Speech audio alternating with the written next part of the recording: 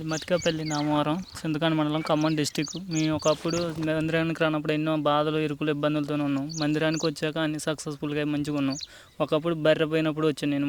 మూడు సంవత్సరం, ఇది 2వ సంవత్సరం కాబట్టి 2 సంవత్సరాల కింద నుంచి ఇప్పుడు చర్చికి వచ్చిన కాంచి అన్ని సమస్యలు అన్నీ పోయి మంచిగా బర్రె పోయింది అనుకుంది. ఎన్నడూ రాలే, నాకు తిరిగి రాలి 3 సార్లు పోయి కూడా. 3 సార్లు పోయి తిరిగి రాని బరుగుళ్ళు కూడా ఈ చర్చికి వచ్చాకనే బర్రె వచ్చింది. అన్న నేను వదిలిపెట్టకుండా చర్చికి వస్తాను, నాకు ఆ బర్రె వస్తే అన్న. నేను అసలు దోలాడకుండా ఆ బర్రె నా అంతటికి అదే వచ్చింది. అట్లే వచ్చినట్టు నేను కూడా, నువ్వు రారా తమ్ముడు, నీకు ఎట్లా కలిసి రాదో చూస్తా అన్నాడు. అంతకుముందు నేను చర్చికి రానప్పుడు ఏది వేసినా అది ఎండిపోయినట్టు, ఆ పండగ కూడా పండగ మంచిగా బాగాల. అన్నయ్య వచ్చి ప్రార్థన చేసి నీకెందుకు ఏం కాదు అన్నాడు. అన్నట్టే నాకు మంచిగా విజయం సాధించిన, మంచిగా సక్సెస్ఫుల్గా ఈ చర్చి అంటే నాకు ఎంతో నమ్మకంతో వచ్చి నడుస్తున్నాను. మంచిగా ఉంది. ఇప్పుడు నా పిల్లగాళ్ళు అందరూ నలుగురం కూడా వచ్చేస్తున్నాం. మంచిగా ఎంతో ఆశీర్వాదంగా ఉన్నాం.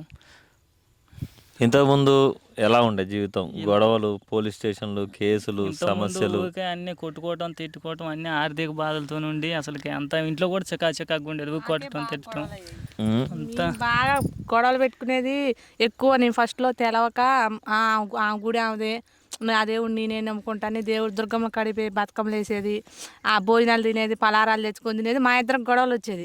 ఇక ఎప్పుడైతే బర్రె పోయింది, దొరికింది, మీరు మనస్ఫూర్తిగా నమ్ముకోవాలి, నమ్ముకుంటే మీకు అయిద్దని అనుకున్నారు, ఎప్పుడైతే చెప్పారో ఇంక అప్పటి నుంచి ఆ దేవుళ్ళ కాడికి పోవటం అన్నీ బంద్ అయిపోయినాయి. అసలు ఎప్పుడన్నా రాకపోయినా కానీ అమ్మటే మనసు గుంజిద్ది, ఒక్క ఆదివారం రాకపోయినా రావాలి రావాలి అని అని అనిపించేది.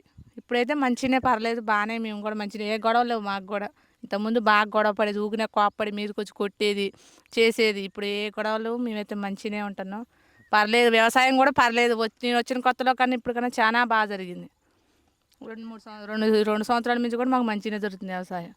మాకు పెట్టుబడి కూడా కొంచెం తక్కువ అనిపిస్తుంది. పోయినసారి అయితే అసలు అంతకుముందు ఎంత పెట్టుబడి పెట్టినా అసలు ఏంది ఇంత పెట్టుబడి పెడుతున్నా కానీ మా పండట్లేదు, వాళ్ళ పండుతుంది, మేమేం తక్కువ చేస్తారని బాధపడేది. కానీ పెట్టుబడి కూడా కొంచెం నిరుడు ఇయ్యడు, కొంచెం బాగానే పర్లేదు అనిపిస్తుంది. కరెక్టే ఉందా? నిజమేనా? నిజమే. సాక్ష్యాలనే నిజమే.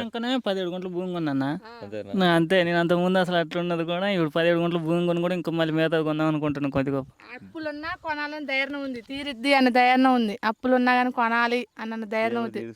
తీరుస్తాడు, ఖచ్చితంగా తీరుస్తాడు. మాకు కూడా ఒక సక్సెస్. ఎన్నో సంవత్సరాలకి జలసాలు, కుప్పలం బంతులు అయ్యి పోయేది. అసలు ఇప్పుడు అసలు అలాంటివి అంటేనే పోకుండా అసలు ఇప్పుడు చర్చికి పోతున్నాం. ఎంతో మంది అన్ని కార్యాలు జరిపిస్తాడు. మాకు కూడా ఎందుకు ఇంకా గొప్ప చెప్పుకోవాలి, మేము కూడా రోజు చూసే ఎప్పుడు తినే ప్రతి సాక్ష్యానికి కూడా మా అప్పులన్నీ తీరాలి, మేము కూడా ఇంకా గొప్ప పైరులో ఉండాలి, నేను కూడా గొప్ప సాక్ష్యం చెప్పుకోవాలనే ఉంది. మాకు కూడా జరిగిద్ది అనే ఆ నమ్మకం అయితే గ్యారంటీగా ఉంది. దేవునికి స్తోత్రం. వాస్తవం చెప్పాలంటే నా సహోదరుడు ఇంకా బాప్టిజం తీసుకోలేదన్నా. తీసుకున్నా. అమ్మ, నువ్వు తీసుకున్నారా? ఇద్దరం కలిసి తీసుకోవాలనే. కానీ నేను నమ్మేది దేవుడిని మనసులో పెట్టుకొని ట్రై చేయమని, దేవుడిని యేసుక్రీస్తు ప్రభువుని ట్రై చేయమని చెప్తాను నేను ఎవరినైనా. ఒకసారి ఎందుకు ట్రై చేయకూడదు? ఆయన నిజమైన దేవుడు అయితే మనిషిని మనిషిగా ప్రేమిస్తాడు, అంతేనా కదా? అదొక్కటే అలవాటు చేసిన. అవునా? నేను వేరే ఏమైనా చేసిన? అంతే అన్న, నువ్వు చెప్పిందల్లా ఏదైనా కానీ సక్సెస్ఫుల్లే, కానీ ఏది కాకుండా ఉండదు. నాకు అసలు నేను అరకదున్ని ఆవు కూడా అమ్ముదాం అనుకున్నా. 5,000 బేరం పెట్టినోడిని. మాకు అసలు నమ్మకం లేదు నిజంగా. అమ్మో ఆవు చచ్చిపోయిద్దని మేము ఎంతో బాధపడ్డారు. ఆవును కొనుక్కొచ్చి చచ్చిపోయిద్దంటే మీరు ప్రార్థన చేసి ఏం కాదు, పర్లేదు నాన్న, అది బతికిద్ది, మంచిగా ఉందని అన్నారు. అంతలే పర్లేదు, మంచిగానే ఉంది ఆవు కూడా. ఇప్పుడు అరక కూడా తోలుతున్నాం మేము. ఆవు బాగానే ఉంది, దూడ బాగానే ఉంది. అసలు 5,000కే అడిగారు, మరి దారుణంగా 5,000కే అడిగారు దాన్ని. 5,000 అమ్ముదాం అనుకుంది. అసలు ఇలా అరకదో వెళ్తుంది. ఒకటి చూసి నీ అమ్మ ఇది ఎటుంటుందిరా అంటే బాగానే తిప్పుకుంది దాన్ని. పాపం బలాంతంగా ఉంచారు దూడని, ఆవుని, నొప్పులు రాక. అట్లాంటి ఆవు మోగ జీవానికి కూడా మన వంతు మన ప్రార్థన అవసరం అవుతుంది. అసలుకి ఆవు పోయిద్దిలే, ఊరికనే వదిలిపెట్టాల్సి వచ్చింది అన్నారు. మీరు ఎప్పుడైతే ప్రార్థన చేసి ఏం కాదు నాని, మీకు మా ఆవు మంచిగానే ఉంటుంది, ఎప్పుడు అలాగే ఉందని అన్నారు. అన్నట్లే ఆవు మంచిగానే ఉంది. మొత్తం సాక్ష్యం చెప్పింది కూడా గుళ్ళో ఆవు గురించి. ప్రతి ఆపదలో నేను వాళ్ళకి అలవాటు చేసింది ఒకటే, యేసయ్యని మనస్ఫూర్తిగా ప్రార్థన చేయడం, వారం వారం చర్చికి రావడం. అంతేనా? అంతేనా? అది తప్ప నేను ఏం చెప్పలేక. అది తప్ప నేను ఏమీ చెప్పలే. కరెక్ట్గా మందిరానికి వచ్చిపోయినా మీరు అన్నిట్లో గెలుస్తారు. నిజంగా చెప్తున్నా. ఒక సంవత్సరం నాడు ఓడిపోతే దేవుళ్ళు నువ్వు కనుక అయినా నష్టపోతానే నేను నీకు ఛార్జీలు ఇచ్చి పంపిస్తా. వచ్చిన సంవత్సరం ఛార్జీలు అసలు నమ్మలేదు కూడా. నువ్వు బతుకమ్మ కాడ కోలాటం వేసేదాన్ని, నువ్వు బాగానే పోతున్నారు. మీ ఆయన అసలు అంత కోపంగా, మీ ఆయన అసలు ఎప్పుడు చూసినా బుస్సలు ఆడుతూ, ఆయన భలే పోతున్నారని, మీరు ఆదివారం భలే పోతున్నారని ప్రతి ఒక్కరు అడుగుతున్నారు. మీరు మళ్ళీ ఖమ్మం పోతున్నారు, బాగానే అంత దూరం పోతున్నారు ఏందని అడుగుతున్నారు ప్రతి ఒక్కరు కూడా మమ్మల్ని. చాలా మంది అడిగారు. మా ఊర్లో మా చర్చికి పోయాను కూడా చర్చికి రావేంద్రా ఇక్కడ లేనింది అక్కడ ఉంది ఏడే ఉంది కదా అంటే నీ అన్న నీ కాడేముంది మా కాడికి వచ్చి చూడు ఒకసారి సాక్ష్యాలు భోజనాలు పెట్టి యదాను మన కాడేముంది ఒక్కరోజు పెడితే ఒక్కరోజు ఉంటుంది అని నీ అన్న. అసలు ఆయన అంటుండో మీ అయ్యగారు బాగా చదువుకుంటుంది అందుకే మా అయ్యగారి దగ్గర రావట్లేదు అట్లండి. ఇంకా మొన్న చర్చిలో భోజనాలు పెడితే గొడవలు అయినాయి. నేను ఒక పిల్లకాయల కోసం నేను వెళ్తే అనవసరంగా వెళ్ళాను అనిపించింది. అసలు మేము చెప్పే అందరికి మా చర్చికి రాను, అసలు మా చర్చిలో ఎంతమంది వచ్చినా భోజనాలు లేదనుకుంటూ పెడతారు. మన ఊర్లో ఏందో అసలు కొంతమందికి పెట్టి కొంతమందికి లేదని మొహానే చెప్పేస్తున్నారు. అందుకే దేవుడి మీద నమ్మకం లేదు మన ఊర్లో అని చెప్పిన మొన్న. దేవునికి స్తోత్రం. నేను నమ్మే విషయాలు నా సహోదరుడు ఎన్ని గొడవలు అంటే తన మీద ఎన్ని కక్షలు ఉండేయంటే స్టేషన్లకు వెళ్ళిండు, కేసులకు వెళ్ళిండు, ఎన్నో కోర్టులకు వెళ్ళిండు, మంచిగానే ఉండి తనని శత్రుత్వం చేసి ఆ చెల్లె చెప్పినట్టుగా ఎన్నో ఇబ్బందుల పాలు, మామూలు ఇబ్బందుల పాలుగా ఎటు చేసి తన మీద ఆ కేసులు వేసి ఈ కేసులు వేసి ఉన్న భూములు అమ్ముకునేటట్టు, అప్పులు పాలయ్యేటట్టు, పిల్లల అనారోగ్యాలు, అమ్మాయిని ఎన్నో గొడవలు, అసలు ఇంట్లో భార్యాభర్తలు మనశ్శాంతి లేక ఒక రోజు కాదు 2 రోజులు కాదు, పెళ్ళి అయి దాదాపు 7 సంవత్సరాలు 8 సంవత్సరాలు 9 సంవత్సరాలు 9 సంవత్సరాల్లో మనశ్శాంతి లేని బ్రతికి అయిపోయింది. అన్ని విధాలుగా తాను తట్టుకోలేకపోయినా ఊక కొట్టడం, తిట్టడం, ఎటపడితే మాట్లాడటం చస్తే బాగా అనిపిస్తుంది. లేకపోతే వదిలిపెట్టి ఉన్నామా మనం ఉండలేము అని ఇక్కడికి వచ్చిన కాంచి కూడా మాకు గొడవలు. ఆయన కూడా ఎప్పుడు ఎక్కువ తక్కువ కోపడ్డు ఏమంటే కోపడ్డా మేము మంచిగానే ఉంటాం. దేవుళ్ళలోకి వస్తే అయ్యా చెడిపోతారు, ఏసయ్య అంటే కష్టాలు, ఏసయ్య అంటే ఇబ్బందులు అని కొన్ని మంది దొంగ మాటలు చెప్తా ఉంటారు. నేను కూడా అంతే అనుకున్నాను. చాలామంది విషయాల్లో నాకు అర్థం కాని విషయం ఏంటంటే ఏసయ్య అంటేనే దేవుడు, నిజమైన దేవుడు. నేను నమ్మేది అదే. నా తమ్ముడికి అది తప్ప నేను వేరే ఏమైనా పరిచయం చేసినా, ఏం చెప్పలేదన్న వేరే ఏమన్నా ఏం అసలు చెప్పలే. ఇంకా మీకేమైనా ప్రార్థన తప్ప వేరే ఏమైనా చెప్పినా? ఏం చెప్పలేదు, ఓన్లీ ప్రార్థన ఒకటే. నేను అనుకునేది అప్పుడు ప్రార్థన చేస్తుంటే వీళ్ళు మొత్తం ఎక్కువసేపు మోకాల మీద ఉంటుంది, ఎంతసేపు పెట్టుంటుంది అని నేను అటు చేయమన్నా అసలు ఏం చెప్పలే. నాకు అది అంతే. నాకు తెలిసింది ఒకటే, మనస్ఫూర్తిగా దేవుణ్ణి నమ్మటం. ఎవడు మనస్ఫూర్తిగా దేవుణ్ణి నమ్మి ప్రార్థనను నమ్మి లోబడి ఉంటారో వాళ్ళు ఖచ్చితంగా అన్ని విషయాల్లో గెలుస్తారు. దానికి రక్షణ లేకుంటే బాప్తిజమో ఇంకా అన్నీ కాదు, ముందు రుచి చూడాలిగా. రుచి చూశాక రక్షణ అయినా బాప్తిజం అయినా ఏదైనా నువ్వు మనసుకు మార్చుకున్నా, ఆలోచన మార్చుకున్నా, పేరు మార్చుకున్నా, ఏదైనా మారాలంటే ముందు ఆయన నీకు నచ్చాలా. అంతేనా కదా నాన్న? అంతే అన్న. ఓ పొలం చూసినాం, ఆ పొలం చూసానా దాన్ని మనం కౌలుకు తీసుకోవాలన్నా అది పండిద్దో లేదో చెక్ చేసుకుంటాం లేదు. నేను చూసే వాళ్ళకి కూడా ఆమెకే ఉండేది, నా దేవుడు నాకే ఉండేది. ఇట్లాంటి పరిస్థితుల్లోనే మా చెల్లెకి కూడా ఈరోజు తనే చెప్తుంది, నేను ఒక వారం కంపల్సరీగా దుర్గమ్మ పూజ చేసేది, దుర్గమ్మ గుడి పోయేది, కంపల్సరీగా దుర్గమ్మ గుడి పోయి కాళ్ళ నిండా పసుపు బొట్లు పెట్టుకుని మంచిగా పూజలు చేసేది బాగా.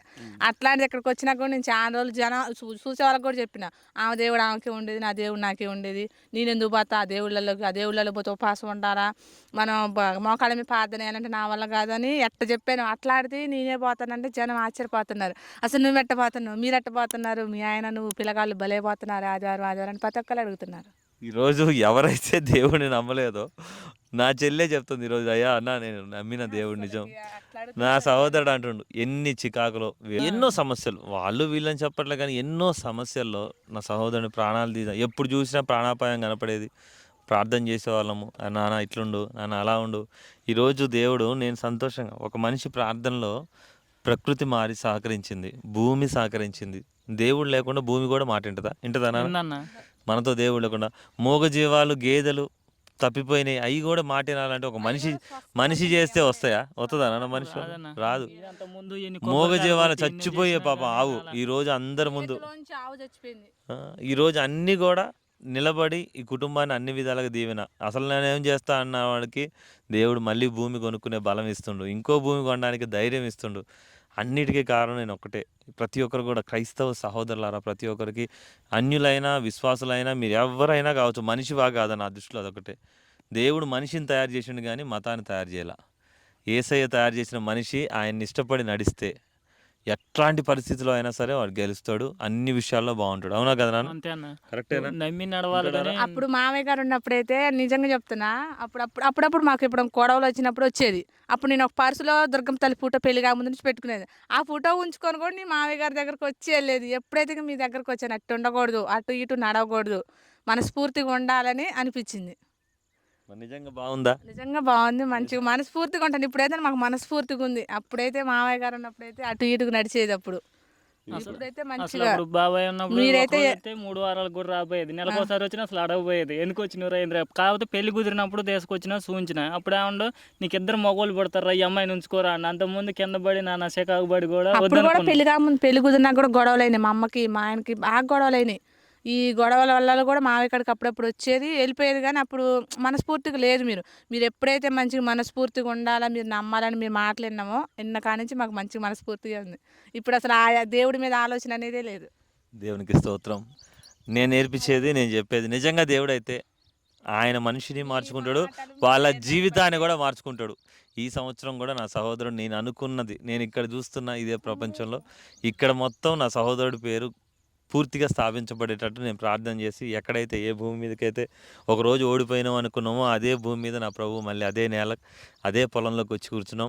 అక్కడే దేవుడు దీవించాలి. రేపొద్దున ఇందులో ఇంకా పంటని ఇది మొక్కజొన్న కానీ పత్తి కానీ మిర్చి కానీ తను ఏది వేసినా దేవుడు ఫలింపజేసి రైతుల కొరకు నేను పడుతున్న ప్రత్యేకమైన ప్రార్థన 24 గంటలు ఉపవాస ప్రార్థన చేసినాం. అవునా అవునన్నా. పూర్తిగా సంపూర్ణ ఉపవాస ప్రార్థనలు అయితే వారానికి ఒకసారి చేయాల్సి వస్తుంది. జీవితకాలం ఉపవాసం ఉండి ప్రార్థన చేస్తున్నాం. ఎందుకంటే దేవుని దగ్గరికి వచ్చిన ఏ ఒక్కడు నష్టపోవద్దు, వాళ్ళందరూ బాగుండాలి. మీ వారి కొరకు మళ్ళీ ప్రార్థన చేసుకుందాం. ఆ కుటుంబాన్ని దేవుడు బలపరిచేటట్టు అన్ని విషయాల్లో ఇంకా బలపరిచి ఇదే ప్రాంతంలో నా సహోదరుడు 10 ఎకరాల పైన ఇంకా భూస్వామి అయ్యేటట్టు దేవుడు తనని దీవించేటట్టు ప్రార్థన చేద్దాం. మీరు చెప్పిన మాటల వల్ల మీరు చెప్పిన ధైర్యం వల్లే మాకు ధైర్యం అనిపించి మాకు ధైర్యంగా ఉండి మేము గెలవగలం ప్రతి ఒక్క విషయంలో అని అన్న ధైర్యంతోనే మేము దిగి ఇదే ప్రాంతంలో దేవుడు నీకు 10 ఎకరాలు ఇస్తాడు రా. నేను మళ్ళీ చెప్తున్నా, అది ఎట్లా తెలియదు కానీ దేవుడు ఇక్కడ ఎంత ఉంది అంటే 10 ఎకరాలు ఉందని సాక్ష్యం మీరే చెప్తారు. నేను ఇప్పుడు చూస్తా. ఆ యాభై చెట్టు ఉన్న కాడన్నా 5,000తో నేను భయాన్ని కట్టి పొలం కొన్నా. అసలు 5,000 వస్తాయి, అసలు ఏమీ లేవు. వాడు అరకదోని వాడు 5,000 భయాన్ని కట్టి వాడి పొలానికి అర్థమైంది. దేవుడు ఇచ్చిండు, ఇంకా ఇస్తాడు. మంచి తీసుకోండి. దేవుడు ఇంకా దీవించాలి. అన్ని అప్పులు తీరుస్తాడు. ఏ విషయమైనా అన్నయ్య ప్రార్థన చేస్తాడు. మహాపరిశుద్ధ తండ్రి గొప్ప దేవేస్తే నా చెల్లెని ప్రవర్తన నా సహోదరుని మీరు దీవించి ప్రవర్తన నేను నా ప్రార్థన ఇక్కడ ఉన్నది నిజమైన ప్రేమ యేసయ్య ప్రేమను ప్రవర్తన నేను వారికి పరిచయం చేస్తుండగా ఈ ప్రేమలో బలపడి మేమందరం ఒకే కుటుంబంగా నీ రక్తంలో కడగబడి ప్రభా సంతోషము సమాధానంతో వర్ధిల్లే భాగ్యం మాకు దయచేయమని. మంచి హృదయానికన్నా ఏ ఆచారము ఏ పద్ధతి గొప్పది కాదు. నిజమైన దేవునితో నడవటం కన్నా ఏది ముఖ్యమైనది కాదని ప్రభా లోకానికి చాటి చెప్పే భాగ్యం మాకు దయచేయమని యేసు నామములో అడుగుచున్నాము తండ్రి. ఆమెన్. Praise lord.